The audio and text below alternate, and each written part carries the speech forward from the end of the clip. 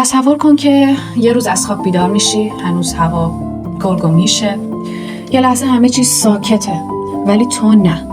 تو پر از حسی که نمیدونی چیه. شاید غم، شاید استرس، شاید یه بیقراری که دلیلش رو نمیفهمی. یه چیزی ته دلت سنگینی میکنه یا برعکس. یه هیجان عجیبی داری که نمیدونی از کجا اومده. ما هر روز با احساساتمون بیدار میشیم. راه میریم، تصمیم میگیریم، حتی وقتی فکر میکنیم منطقی ترین آدم دنیاییم. باز یه گوشه کار احساسات دارن ما رو هول میدن. ولی یه سوال، تا حالا شده فقط نگاهشون کنی؟ احساسات چی هن اگه بخوام بگم؟ احساسات رو اگه بخوام یه جور دیگه توضیح بدم، مثل موجهای دریاست. میاد میره.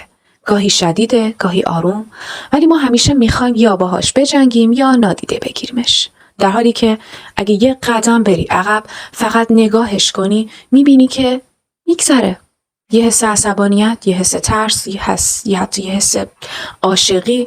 اگه بشینی توی قایقت فقط نگاهشون کنی، از بین نمیری. برعکس، تازه میفهمی چقدر قدرت داری.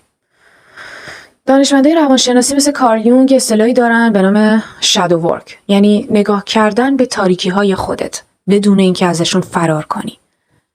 همینه، ما بیشتر وقت سعی می‌کنیم احساساتمون رو سرکوب کنیم چون جامعه اینو یادمون داده. ناراحت نباش، گریه نکن، قوی باش.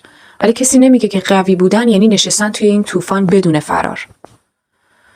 دومین مورد اینه که اون احساس رو مشاهده کنیم، نه اینکه باهاش یکی بشیم.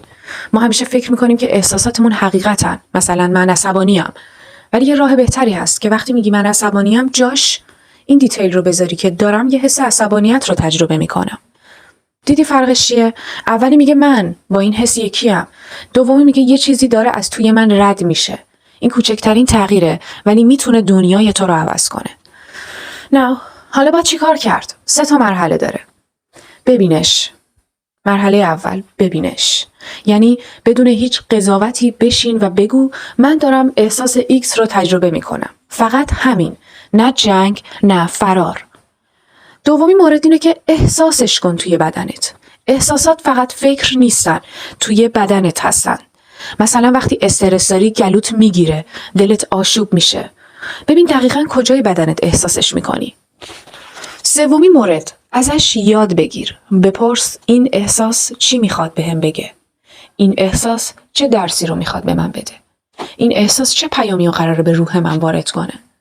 گاهی یه حس خشم یعنی یه حدی رو توی زندگیت رعایت نکردی. یا یه حس غم یعنی چیزی رو باید بپذیری و رد بشی. نویسنده ها چی میگن؟ اکارت توله توی کتاب The Power of Now میگه که ما احساسات نیستیم. ما آگاهیم که شاهد این احساساته. ما احساسات نیستیم. ما آگاهیم که شاهد این احساساته. خیلی قشنگ گفت. خیلی واضح تونست بیان کنه تمام واکنشایی که ما انسان‌ها در طول روزمره زندگیمون درگیرش هستیم گاهی اوقات و بلکه بیشتر. رولومی یه روانشناس معروفه که گفته که اضطراب یعنی ترس آزادی. چون وقتی آزاد باشی باید مسئولیت حساتو هم بپذیری. و جمع‌بندی آخر با شعری از مولاناست که میگه این جهان کوه است و فعل ما ندا، سوی ما آید نداها را صدا. یعنی هر حسی که از تو میاد یه انعکاس داره. تو چطور با احساساتت حرف میزنی؟ باهاشون میجنگی یا فقط نگاهشون میکنی؟ این بار که یه حس قوی اومد فقط بشین و بگو سلام، ببینم چی میخوای بهم بگی. همین. این سوال رو واقعا از خودت بپرس هر موقع هر احساسی بهت دست داد. به خودت بگو که اوکی، من الان احساس خشم رو دارم تجربه میکنم. خوبه. میخوام ببینم امروز قراره چه حسی رو به من یاد بده، چه درسی رو به من یاد بده. از اون خشمه، از اون غمه، از اون ترسه قراره چه درسی بیاد بیرون، جای این که من واکنش هیجانی و لحظه‌ای نشون بدم.